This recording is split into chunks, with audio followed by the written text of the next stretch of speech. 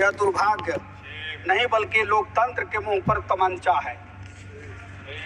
सेना के शहीदों पर चुनावी भाषण देने वाले प्रधानमंत्री जी अब इस दुर्भाग्यपूर्ण घटना पर मौन क्यों बैठे हैं? देश और मारे गए पर्यटकों के परिवारजन पूछ रहे हैं। जब कमरे होते हैं तब आंसू बहाते हैं, लेकिन जब जवान शहीद होते हैं तब सत्ता में बैठे लोग इवेंट मैनेजमेंट में लगे रहते हैं, फोटो खिंचवाते हैं।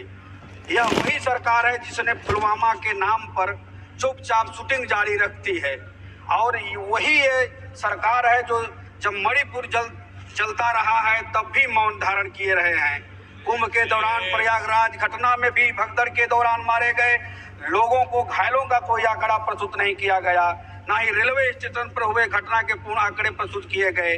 वैसे ही पाकिस्तान में मारे गए 4 आतंकियों का आंकड़ा पेश नहीं किया गया कि नहीं, जो आतंकी आए थे पर्यटकों को मार के चले गए, वो मारे गए कि नहीं मारे गए, कोई आंकड़ा पेश नहीं किया गया।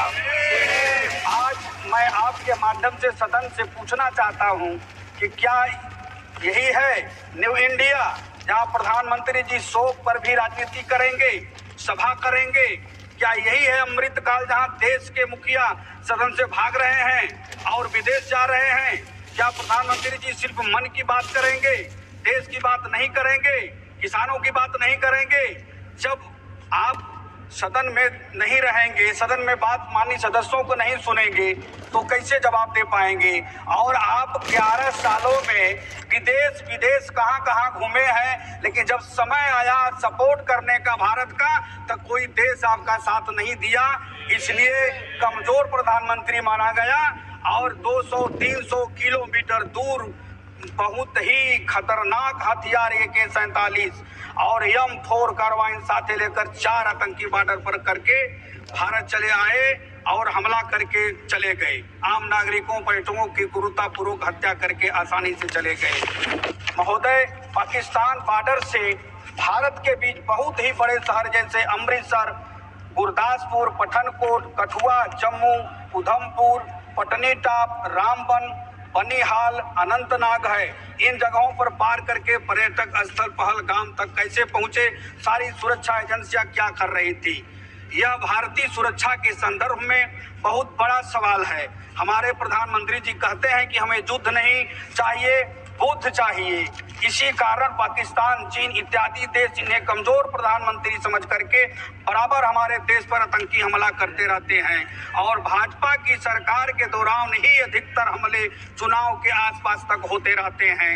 मित्रों, आपसे मैं सवाल करना चाहता हूं कि हमारे प्रधानमंत्री जी चुप काहे बैठते हैं, सदन में क्यों नहीं आते हैं? याद करना चाहिए 1965 की लड़ाई, याद करना चाहिए 1971 की लड़ाई, और वो भी 1857 वाली, जब देश गुलाम था और गुलामियों के जंजीरों में जकड़ी हुई भारत मां करा रही थी। हमारे देश के क्रांतिकारी रणबांकुरे जवान सिपाहियों ने इस वतन के बलवेदी पर आत्माहुति दे करके इस देश को आजाद करवाया था।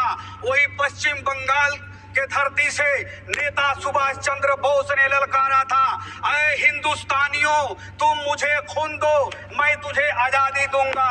तो वही झारखंड बिहार के धरती से लीलांबर पीतांबर खरवार की धरती से जो है कि तलवार चमक रहा था, अरे अंग्रेजों, भारत छोड़ो वरना ये पिस्टल की गोलियां तुम्हारे जेबड़े में उतार दी जाएगी। ऐसे हिंदू, मुस्लिम, सिख, ईसाई आपस में है, सब भाई भाई मिल करके देश को आजाद करवाया। तो क्या आतंकी हमला होने के लिए करवाया? जब हमारे देश के जवान मार रहे थे घुसकर पाकिस्तान में, तो कारण क्या था कि नहीं, ट्रंप ने जो है कि सीजफायर करवा दिया।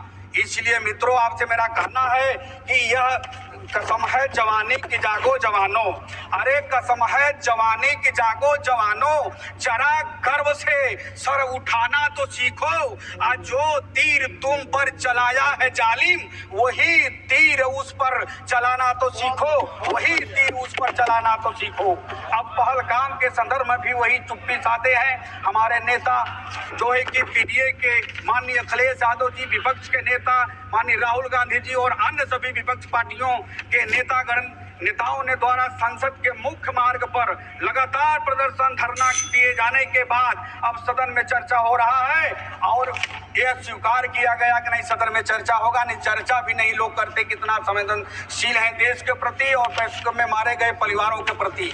इसलिए मेरा आपसे कहना है कि क्या माननीय प्रधानमंत्री जी सिर्फ चुनाव जीतने के लिए कार्य करते हैं? क्या प्रधानमंत्री जी संसद के प्रति कोई जिम्मेदारी नहीं है? क्या शहीदों के प्रति उनके संवेदना नहीं है? हम चाहते हैं कि भारत को सत्ता चाहिए, भाजपा को सच्चा चाहिए और आप लोग जवाबदेही नहीं है। इसलिए